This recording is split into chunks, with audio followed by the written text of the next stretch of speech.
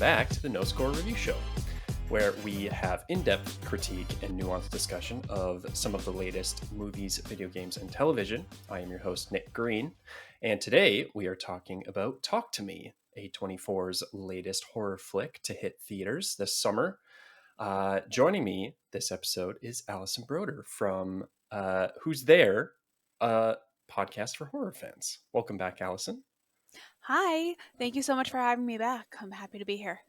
I'm happy to have you back, and I'm happy to talk more horror flicks with you. Like I said before we got started, I don't really have that big of a horror fan circle up here on the West Coast in Canada, so always a pleasure to have you back to talk horror. The first little bit of this review will be spoiler free, so don't worry about us going into any plot details or spoilers of that kind. We'll do an explicit spoiler warning before we get into all of that. For now, we'll just get into our general thoughts and kind of our expectations going in. So, Allison, what are you feeling on Talk to Me? I was really hyped up for this movie. I thought it was going to be so scary. People were saying that it was like a really messed up movie. Mm-hmm.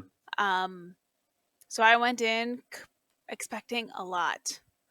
Maybe I was expecting too much. I will Uh-oh. never do that to myself again because You there's no gotta way a movie can refrain. like live up to that much hype. Yeah, totally. Yeah. How have you been with past I guess maybe just specifically A24 horror? Have you kind of tempered your expectations in the past, or is this kind of are they a repeat offender for you? No, sometimes I really like them. I don't know. I think like Midsommar was really hyped up to be super, super scary. And in Right. some ways it is, but it's not like Hereditary at all. Yeah, totally. So I think they just always put out very diverse types of movies. And Yeah, we just need to remember that when we go in to see one. But I totally. generally like A24 movies. Okay. So So you were kind of a little bit let down on Talk to Me overall, you would say? I was. It ended and I was like, well, that was a movie. Yeah. I was like, I don't remember being scared very much, Right. but you know, oh well. I really enjoyed it actually. I think it actually entered my top 10 for the year overall. I think it's my favorite horror movie I've seen this year for sure. Um, I will agree it's not scary. Like it definitely isn't within that like conventional, definitely not in that conventional like jump scare, like high tension or like high uh, uh, like nerves building up to jump scares a lot. But it's got some like heavy moments in there where I was like squirming in my seat. I was just like having a hard time watching what was on screen because it is brutal. Um, I really liked the cast of characters that we got. I think they did a decent job of like setting them all up, like who needed to be empathetic, uh, like for the focus of the film. I think they did a really great job with that, and that just really furthered the intensity of the horrors that they experienced throughout the film. Um, I actually, unfortunately, I have a bit of a caveat to my review because I'm going to blame Barbenheimer for this because I went to an early screening of this film on a Monday night. So I was not anticipating the theater to be like busy at all, but it looked like Thursday night, Friday night opening weekend of Barbenheimer because the theater was packed full, or like the lobby was packed full. So I ended up missing the first, like the cold open basically of this film. I like sat in my seat right as the title card came up. So thankfully I didn't miss like too much in terms of actual plot. But yeah, I I unfortunately will have to watch it again just so I can get that a little bit. But yeah, I would say overall I really enjoyed it. I didn't actually pay too much attention to what the buzz around the film was going to be. I kind of went in with that a little bit of that mindset of like when I started seeing trailers coming out for this film before other movies at the theater. that got my interest. It did look a little gimmicky, so I actually might have been a little bit on the more skeptical side of like, okay, this almost feels kind of more in line with like a Blumhouse movie a little bit more. Yeah. Feels very gimmicky, like it might not have much meat to it, Hmm. but I was pleasantly surprised. So I would say it's a hearty recommendation from me personally. But Allison, like you said, it is A24, so I would definitely go in with those tempered expectations. Um, and yeah, if you, Allison, don't have any other notes you wanted to add on before, then we can get right into spoiler territory if you like. I have to say, like, we're on completely opposite ends of the spectrum. I'm really happy that you liked it, and I would recommend seeing this movie for horror Okay, fans, but like temper your expectations. Like, sure. don't go in like I did and asking people who or sorry, and listening to people who said it was like the most traumatic, horrifying movie they'd seen this year. Right. Because I think those people watch mainly rom-coms. Yeah. Right. Because I didn't find this movie that disturbing, Hmm. but I also disagree with you on the characters. I Oh, felt like really? Okay. they weren't very. There wasn't much character development. We know Okay. about Mia that her mom died a year ago, and her relationship with her dad isn't that great. Right. What do you know about any of the other characters? Well, I think okay, so maybe it wasn't so much uh like I guess we'll just put the spoiler warning up now, just so we Okay. can get full into it. So spoiler warning for Talk to Me going forward. Then we don't have to dance around Yeah. all the little details and everything. So if you haven't seen it, go check it out. Come back to the review once you have. So yeah. Um, I would say what I really appreciated, maybe it wasn't like full-fledged character arcs or like fully dimensional characters, but I really liked a lot of the dynamic between the characters. Like I really liked Mia's dynamic and relationship with her friend. I don't remember her character's name, but like her best friend and her family, like being part of that family group and Mhm. everything. What was her name? Fiona? Nope. This is Absolutely not Fiona. what is this? Oh, it may have been someone was named Fiona in this. Who are these people at the front of the? Oh yeah, I'm on IMDb right now too. I'm like, who are you? Yeah, Alex? No, these people. Jade. There we go. Jade. We got there. Jaden. Yeah, her best friend Jade and her family. I really appreciated that dynamic. And I think that was a little bit more fleshed out. I completely agree on the dad stuff. Like he was like sidelined uh fully. I actually, although I did really appreciate that one little scene we got towards the end before like shit hits the fan with her dad, right? Um that was good on its own, but yeah, I don't know. I mean really besides that like group, the like Mia, Jade, her mom and her brother, outside of those four characters, really no one else is that Yeah. like either important or just really fleshed out at all, right? I guess maybe you could argue Mia's mom to an extent, but um, yeah, I don't know. I really appreciated the relationship between them. I thought that was like good like conflict to have. I actually really liked the plot point of Mia thinking she had to kill the brother. What was the brother's name? Where is he? Riley. Yeah. Having to kill Riley to actually free him from whatever hellish purgatory he was in. That brought up a really cool conflict. And also kind of touched on that little scene when they were on the road with the kangaroo, right, and putting him out of its misery and Yeah. everything. That was a kind of a nice full circle moment. Um, Here's a thought though. You said that we also saw sort of got to know a little bit about Mia's mom, but did we really? Because I don't think we ever actually met her. sure, yeah. I guess that yeah. Um, there's some trickery there for sure. In terms of like just getting like straight up face value plot points, Hmm. there's more time allocated towards Mia's mom, whether that's actually her. I don't think it is, right? Yeah. Um, which I actually also uh really enjoyed. What like I like that little twist of like, oh, she's actually not um like in full control with this whole thing. Like she's absolutely just getting played by these spirits, these demons or whatever. Um, Yeah.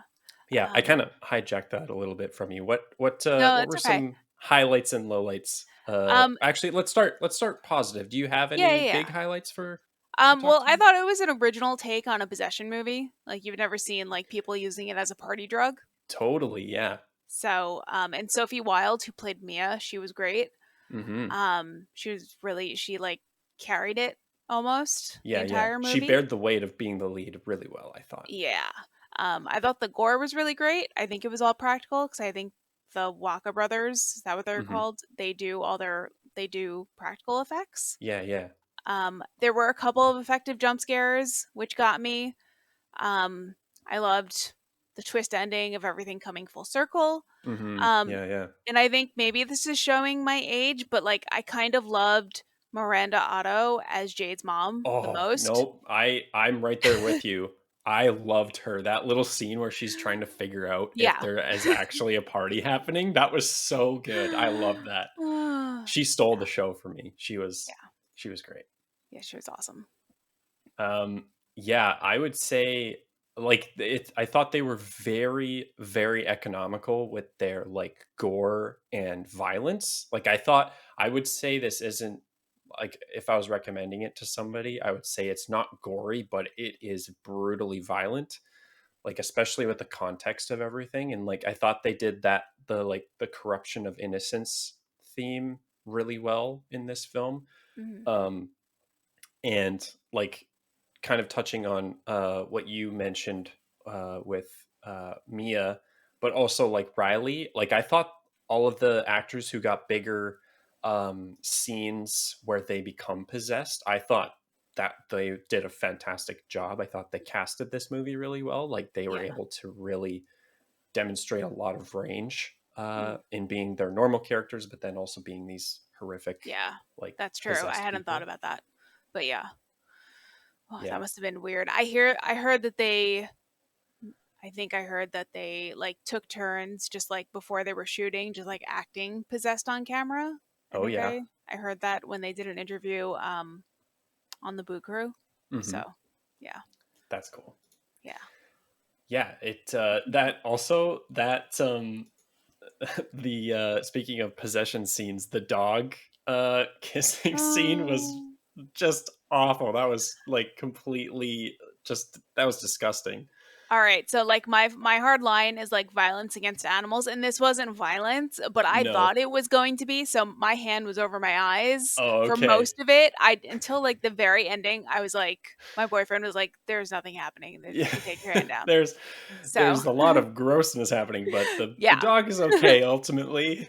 totally, totally, totally. Yeah, and I mean, also, I guess props to that actor for doing Yeah. that scene. I don't know how much of that was like practical or whatever you want to call it. Mm. What was his name? Otis, I think. Yeah, Otis Donji. I think that was uh Jade's boyfriend. Mhm. I'm so glad the dog didn't die though. Me too. Me too. That would have I been. actually also appreciate, speaking of that scene, I appreciate how they kind of uh edited around the movie with their trailer, cuz like Mhm. they do a great job of like making it seem like that one scene in the trailer is all connected, but it's like two completely different events a lot of the time. Yeah. Um but yeah, it I'm was a sad. I'm sad that you missed the cold open though, because it was maybe one of my favorite parts of the movie because it was Oh, just like a seriously? really Oh man. it was just a good cold open. It wasn't long enough, but you like you Okay. didn't know what was going on. And it's Oh, just like interesting. they're at a house party, of course. Yeah, yeah. So yeah. Yeah, I got a sliver of it, and maybe no pun intended, but like as I was entering the theater, I saw that whoever the possessed person was, I saw them like shove a shard of like Yeah. ceramic or whatever in their face. Yeah. That was pretty brutal. Yeah. Um, There was another thing I wanted to bring up. I mean, I guess just touching on like favorite moments of the film, arguably the most brutal moments of the film where Riley is possessed. That Yeah. was like that was like top tier uh like parts of the film for me. They were just so brutal, and I was on the side of like I think they did enough up to that point to get me to kind of sympathize with Riley, and like he was an empathetic enough character, like he's the dopey younger brother, right, wanting to fit in. Yeah. um and it just like goes 0 to 100 real quick. Um, Yeah. those Yeah, scenes were amazing, and the it hospital was really scene just gross. took it like even Yeah. farther. I was not expecting that at all, and it was brutal. Oh, yeah. I mean, we've sort of seen something like it with Hereditary, but it just Yeah, like did it for totally. longer, which I was, Yeah, I looked away for a lot of it because I just did not care to see it. yeah, But yeah, yeah, if you yeah. If get me to you're look away, that means you're doing something right. very true. Yeah, point. Good point.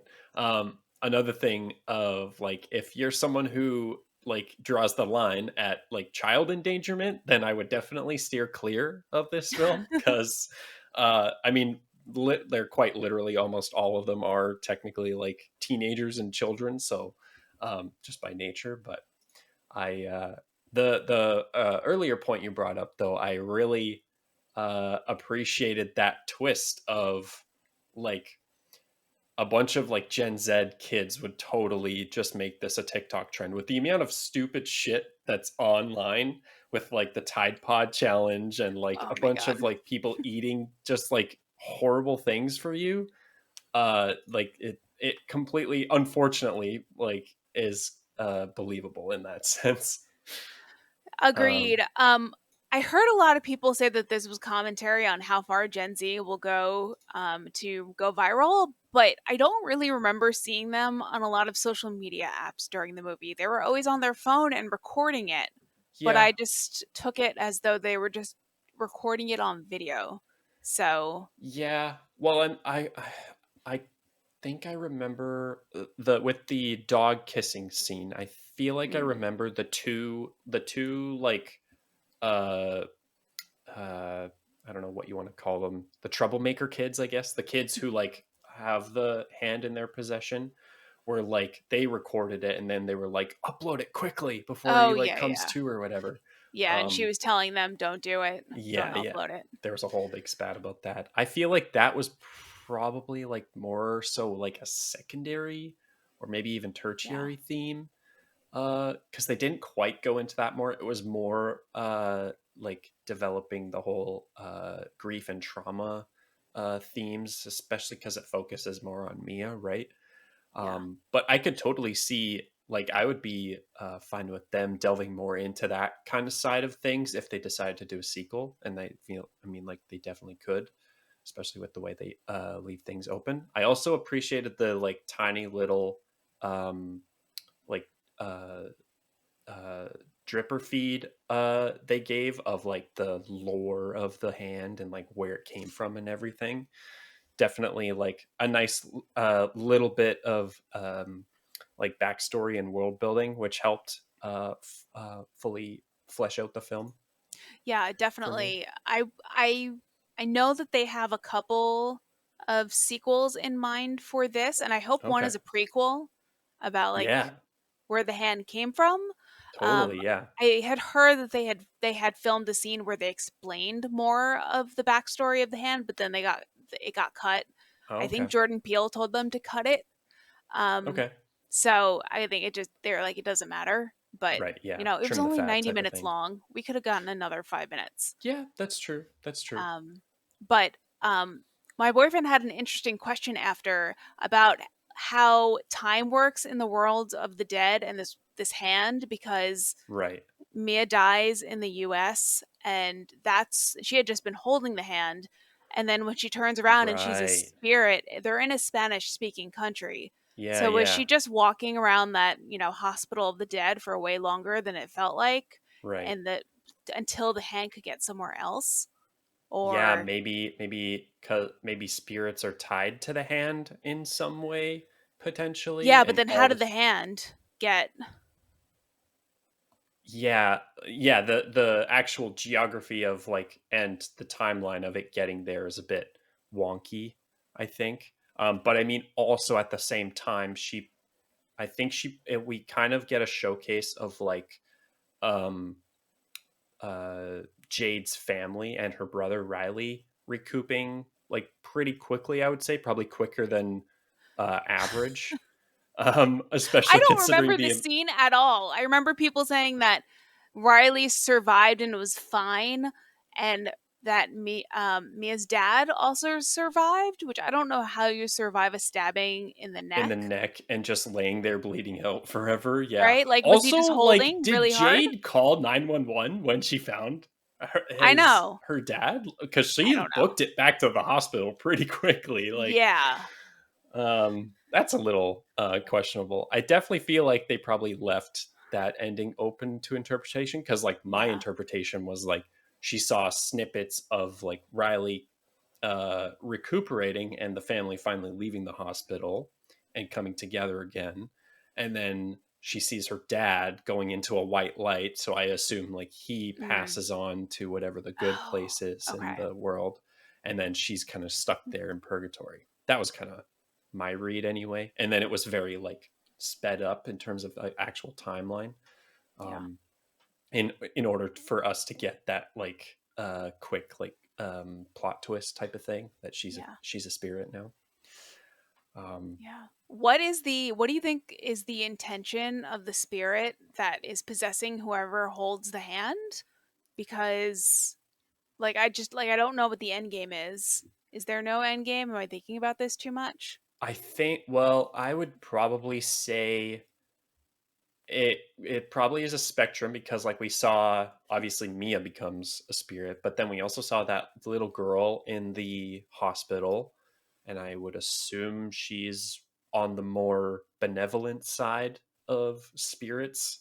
But then we saw um like really bad like I don't know if they were actual people or if they were just like personifications of like demons or whatever. There's a bit of a gray area there, I would say. Um, so if there are like demons or something, then I would say it's probably pretty standard demon fare of like trying to just cause as much human suffering as possible and like trying to strike deals or whatever, right? Oh god. Um, Are they just trying to add more people to purgatory because it seemed like Mia they wanted Mia to kill Riley and Mia to kill her dad and then the first kid in the cold open to kill his brother or vice versa. okay. So, yeah. Yeah, yeah, I don't know. Maybe I feel like that could maybe be something that they expand upon in any sort of sequel territory. The thing I worry about with that kind of stuff is like there is a point for me personally, I think it's probably more subjective in this topic, but like the more backstory and like lore and world building you Yeah. add, you run a risk of like being like, okay, too much information is boring, right? Like a little Yeah. bit of mystery is nice. um but yeah, any other, actually I guess we kind of talked a lot about highlights. Do you want any want to point out any big lowlights for you that stood out that we haven't talked about already? Um and Mia isn't really a likable character at all. Yeah, Um, yeah, she is kind of selfish and she doesn't listen to her best friend when she tells her, "Don't let my brother do this." And right, then when she yeah. does let her brother do this, she's like, "Oh, it's my mother. I have to let him keep going." Yeah, I mean, I don't know. I think I bought into the I bought into the pity party that was Mia. Um I like I could empathize with her a little bit of like what she's going through. I think they sold me on a couple moments of like being a good person and being like likable. Like she went and picked up Jade's brother without asking, right? Hmm. She like looks out for him and stuff and like defends him when he's like being picked on or whatever. That's true. So I mean, maybe they probably could have done a little bit more. Like we said a couple times already, it's only 90 minutes, so maybe like Yeah. a couple more pages to develop her would have been better. Yeah. Um, but yeah, Yeah. uh, I think I overall bought it. I personally enjoyed the grayness of her character, because like from her point of view, she's put into this situation where like, oh sweet, I found the ticket to like save Riley and like redeem myself for putting him into this situation in the first place, right? And she's so uh convicted in her like mission to do this, especially because she buys into her mom spirit being around, right? uh and like, but we as the audience know that this is not gonna go the way it's gonna go for her. So it was compelling to me in that sense, that it was like, oh man, she is going down the wrong road, wrong path with this one. um but a fun watch nonetheless, very compelling watch, I would Yeah, say. she made like all of the wrong decisions. Yeah, Why yeah, she totally. thinks it would have been a good idea to go into the hospital and do this, I don't know. I wish Also, we would have like, seen more of the scene with Riley and the demon orgy while they're in oh, the hospital. demon one. Yeah, those Yeah. scenes were pretty brutal as well. I mean, apt description. I don't know how else I would have described it. So, um, Yes. You're but yeah, welcome, everyone. yeah. Um, I also have I, to say, for a horror movie that's like kind of gory at some points, I won't say there's a lot of gore, but the parts that are gory are very intense. There yeah, only like 2 to 3 people died. yeah, yeah. Low body So, count, which I yeah. admire. Like, I love horror movie that is just so effective with its like kills or like violence or whatever, or scares. Like Yeah. the original Halloween has like maybe four like people in its body count total, something like that. I don't think it breaks double digits. I know that much. Oh, no, definitely not. No, the Um original Halloween, hot take, boring. Sorry. okay.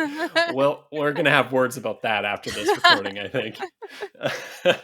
um but yeah, getting back on track to talk to me. I think we're kind of approaching the wrap up section. um I overall really enjoyed it. I think there are probably a couple weak points here and there in terms of like plot development and maybe some like character choices here and there.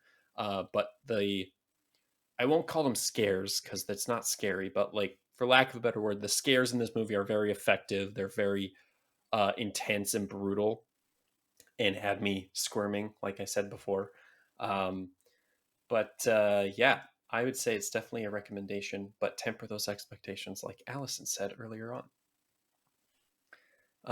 Yeah, so that I think is where we'll wrap it up for this review. I think for me personally, another A24 hit. It doesn't quite reach like, I don't know if we'll ever reach the highs of like Hereditary and The Lighthouse and even like Midsommar, but definitely a great A24 flick nonetheless, for me personally. Um, so yeah. Uh, Allison, before we wrap up, I want to do a surprise mini review of another horror film that came out recently, Cobweb. I know you've seen Oh, that now as well. yes. I wanted to get your quick thoughts on that in place of our recommendations tab. Would you recommend Cobweb? Oh, yeah, definitely. It's Cool. super creepy and unnerving. Hmm. There's really no gore. Um, No. if I remember correctly, it's PG-13, Hmm. maybe. Yeah, that So sounds yeah, right. it doesn't rely on anything other than like tension and atmosphere, which I really love. Hmm. And Lizzie Kaplan is amazing in Yeah, it, as is the little kid. totally. Yeah. And you'll never like it will keep you guessing until the very end. Hmm. So when this comes to streaming, you should definitely check it out since it's basically in no theaters anymore, unfortunately. Yeah, it got a surprisingly limited like release. I know like it came out same weekend as Barbenheimer and got shadowed to Yeah. shit like beyond Hmm. that. Yeah. Uh but like I was very surprised that it Yeah. was as limited as it was. Yeah. And Um just before we go off, I didn't hate Talk to Me. My right, expectations were yeah, yeah, just yeah. too high, and Sure, I will sure, go sure. see the sequels. I will There you go. just temper my expectations. The the sequel Talk to Me, and then the Oh, threequel Talk to 3.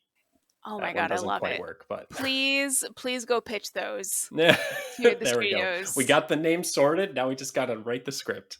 Yeah, yeah, yeah. Awesome. Yeah, I didn't mean to pigeonhole you into like being the bad side of it at all. It's okay. I knew it was gonna happen. It's Yeah. fine. I didn't find it scary. Whatever. Hey, no, that's fine. That's totally fine. I actually, kind of in the same vein, I was a little more lukewarm on Cobweb. I thought it was a fun. I think it's a great. Like honestly, it could even be one of those like if like you're planning on having kids or like you have kids already, the type of person that likes horror films and has a family. Honestly, I would personally say like this could be one of the like starter horror Yeah. films almost. It felt like a fairy tale almost, like a modern day fairy tale a little bit with like the wicked parents and then like a creepy creature at the end. Um, Yeah, that I heard a lot of people say it was like a scary fairy tale, which I didn't get that from watching it, but I not saying it wasn't that. right. So, yeah, Sure. it's definitely there. Like I said, there's no gore. Maybe like your like I 10 think year there's a olds could bit watch of it. blood at the end when the like creature starts like killing Well, people. yeah, But but it's not gratuitous or anything. It's yeah, pretty it's not like you like said, and PG talk to me. 13. Yeah, Yeah. yeah. It's not violent really. It Yeah. cuts away a lot of the time. Um, Yeah. yeah, I still recommend it for sure. It was a little bit more lukewarm. I found there was a lot more like plot holes and just like confusion of like why things were happening the way they were happening a little bit. But Mhm. um, I loved the tone and I loved the aesthetic of the film. Yeah. Like it's an easy sell for me when you like lean hard into the Halloween aesthetic in a film I don't know because why it didn't come out at Halloween. I know, right? This and Missed opportunity. Haunted Mansion, I don't know why they like decided to release these in the middle of the summer. Like I know. so weird. And it's not even like there's other like big I mean there might be a couple of horror films coming out in October, but like come on. I don't Yeah. know. Cool. All right, that's our mini review of Cobweb. Allison, where can the people find you? So my podcast, Who's There, you can find it at who'stherepodcast.com or on Threads, Instagram, X, and Oh TikTok, no. um, at Who's There PC. So you can find me there. Yeah, And you started doing TikToks and like Reels videos recently. I've been enjoying yeah. those. Those are Oh, good. thank you. Thank you. Yeah, I'm still trying to get used to being on camera. So Well, you're doing a great job. thank you. Um, excellent. And then, yeah, we did. I mean, do you have any other recommendations for anything you've been like playing, watching, reading, extracurricular Mm, at all? um, If you don't, that's fine. We already did our no. kind of Cobweb review. Yeah, yeah. I don't. Cool. Yeah, I don't remember what else I've watched recently. I've been rewatching a lot of movies that my Did boyfriend has you? never seen. I brought up Barbenheimer. Did you partake at all? I went to go see Barbie opening weekend, opening night, actually, that Thursday night. It was so Okay. much fun. Yeah. Um, this past weekend, I went to go see Oppenheimer. It was Okay. way too long. I wish they would have cut out everything having to do with Strauss's trial or confirmation because I just Sure. didn't give a shit. Yeah. I just wanted to know about the making of the atomic bomb. Yeah. Yeah. Yeah. Um, so it was far too long, but I also went to go see it at 9:15 at night. So by the time it Ooh. started, it was like It was 9:40. already bedtime almost, basically. So yeah, so maybe that was my fault. I did find it really interesting, but it was just too long. But like I'm a total hypocrite because it chapter 2 was 2 hours and 45 minutes and I was like I could have done another hour. So, I don't know. I'll have to. Yeah, we'll have to. I'll have to get your like more thoughts on the new It movies. Those are quite the films. But in terms of Oppenheimer, I would kind of have to agree. Overall, I liked it. Like if I had to go in one camp or the other, I liked it. I feel like it could have been a better miniseries, like Hmm. a la Yeah. Chernobyl, especially with the stuff with Strauss and like all of the Yeah. court hearings and interrogation stuff. I feel like the pacing of the movie was a little bit weird and the editing of it all. Yeah. Um, I will completely agree. The whole lead up to the A bomb sequence was like, oh, chef's kiss. Great stuff. Yeah. Um, I love seeing Florence Pugh in it too, which I didn't expect. yeah. Yeah. Yeah. She's always great. I mean, she Yeah. didn't really have a ton to Yeah. do, but um, always good seeing her. Yeah. Um, cool. Well, you can find me wherever you're listening to or watching this episode of the No Score Review Show. Speaking of Barbenheimer, I just did reviews for those two movies, respectively. Since I talked about Oppenheimer real quick, I loved Barbie. It's my number two movie of the year. I absolutely adored it. What's your Hilarious number movie. one so far? Spider-Man Across the Okay. Spider-Verse. I am a slut for Spider-Man. I'll just say it right here. It's an easy win for me, Oh, but it also helped that it was just a really good film, personally. So, nice. but yeah, I did reviews on all three of those movies, Barbenheimer and Across the Spider-Verse as well, and a couple other summer flicks like The Flash, Mission Impossible, Dead Reckoning Part 1, I also did a review on. Go check those out if you haven't. I've started a new series on the channel, Franchise and Review, where I'm delving into film franchises and kind of going back, like looking at the history of them all and our personal history with how we got started loving them or hating them or just being involved with them at all.